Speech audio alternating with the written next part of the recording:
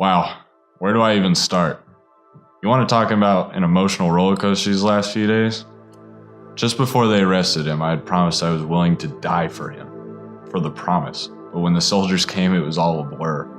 I tried to fight, but he stopped me. When they took him away, I just froze.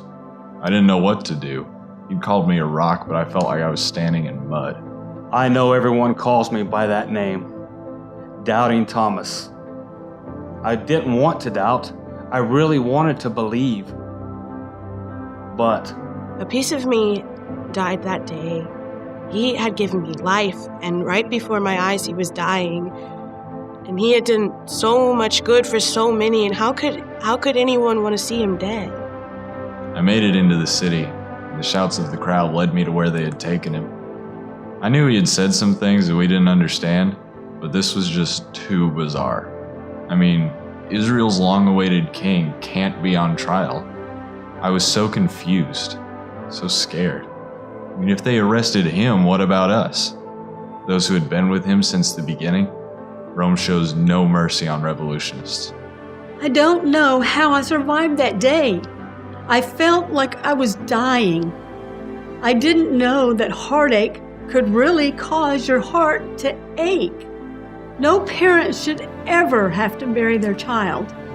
But this, watching him suffer and struggle for every breath, knowing what they had done to him, and his innocence?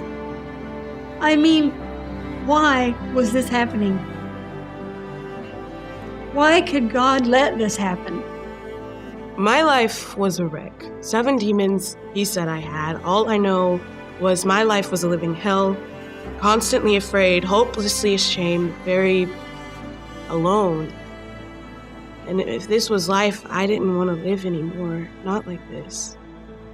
I had heard his name, this miracle-working rabbi. He was in my city, and I had to see him. I remember when he looked into my eyes, I tried to look away, but I couldn't. There was something different about him. I should have felt just shame, but instead I felt hope.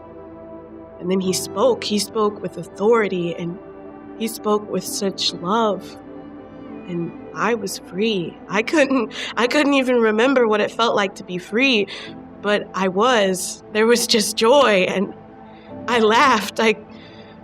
I couldn't remember the last time I laughed. I cried, but not like the other times I cried. These tears felt pure, and I felt alive. Then there's this girl talking loudly, saying I was one of them. I tried to get her to stop. I didn't want any attention. I just wanted to see what they were doing with Jesus. But she kept getting louder. More people were looking. I didn't know how to make her stop. So I just denied knowing him. Denied being one of them. I denied him. I denied him. I should have been protecting him, defending him. But instead I said I didn't know him. that day at the cross, it was bad.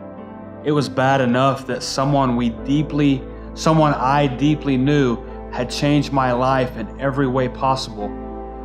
There was nothing we could do about it, but all of our hopes and dreams seemed to be dying with him. Everything he said felt so empty. And in that moment, the hope of Israel couldn't die. Right? After a while, reality set in. My son was dying before my very eyes. The little boy that I had protected my whole life was dying, and I couldn't do anything about it. I felt numb. All I could remember was the words of the angel that day. You are going to have a son. His name will be Jesus. He will be great. He will be called the Son of the Most High. He will sit on David's throne, and he will rule over the house of Jacob. His kingdom will never end. All those promises, they felt so empty. Had God lied to me? Had I done something wrong? Watching him die felt like dying myself. Not only had every dream that I'd been living for died before my eyes, but I never got the chance to apologize. I knew he knew. When he saw me tell that girl I didn't know him, I saw his eyes. I saw the betrayal. I wished it was me dying on that cross, not him. I deserved it. He didn't. I couldn't believe he was gone. And when he was here, I saw him as my protector. It was like the pain of my past couldn't return because of him, but now he was gone, and I felt the haze of my past creeping back in. So I felt so alone again. I remember when they took him off the cross. Just like that first night, I was holding his bloody body in my arms, but this time there were no tears of joy and shouts of good new life. There were tears of pain and shouts of grief. How could this be? Those 3 days were the longest of my life. Where do we go? What do we do? What had we spent 3 years in pursuit of one dream? One man, now he was gone. The dream had died. I remember that morning that we went to the tomb, and the fog hovering over the ground was like the fog in my head, and I could barely see. I don't know who saw the stone first, but we stood there in awe, partly afraid, very curious. And when we went inside, we couldn't believe it. Instead of a body, there was an angel, and he told us Jesus was alive, that he'd risen. And the other woman ran back to the city, but I couldn't run. I could barely move. And then I saw a man. I thought he was the keeper of the garden, so I asked him if he had seen anything, and then he spoke. He said my name, and I knew it was him. And the fog lifted, and all the fear and darkness vanished just like it had that day. It was him. It was Jesus, and he was alive again, and so was I. And the next morning, the woman showed up, screaming and shouting that he had risen. And then Peter and John confirmed that the tomb was empty. I didn't know what to think.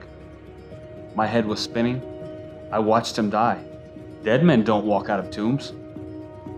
When the women came that morning, I didn't know what to think. I knew I had to see for myself. John still says he beat me there, but I think I was just too afraid to go in.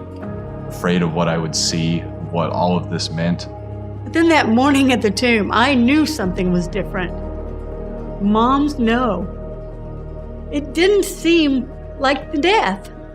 It didn't feel like that. And when I saw the stone had been moved, I knew. He had said it himself, but we just didn't understand.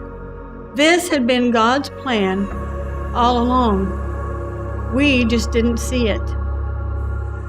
I knew he was alive. Everything within me felt like it had come back alive as well.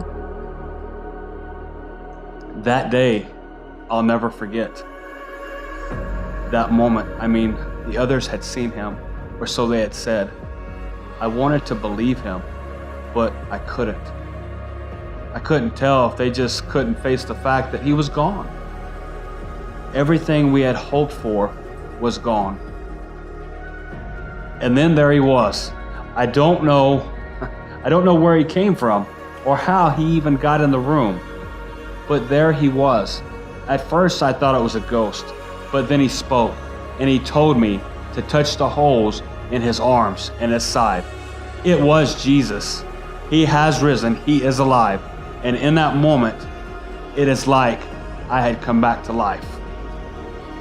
But when I saw him, I was so excited. I was terrified. Dead men don't raise from the dead. Everything he had said had come to pass. There was no doubt he was the Son of God, the Savior of Israel, Savior of the world. I was just so scared. I had abandoned him, betrayed him. Would his promise live on, but without me? How could I look him in the eye? What would he say to me? Would he say anything to me?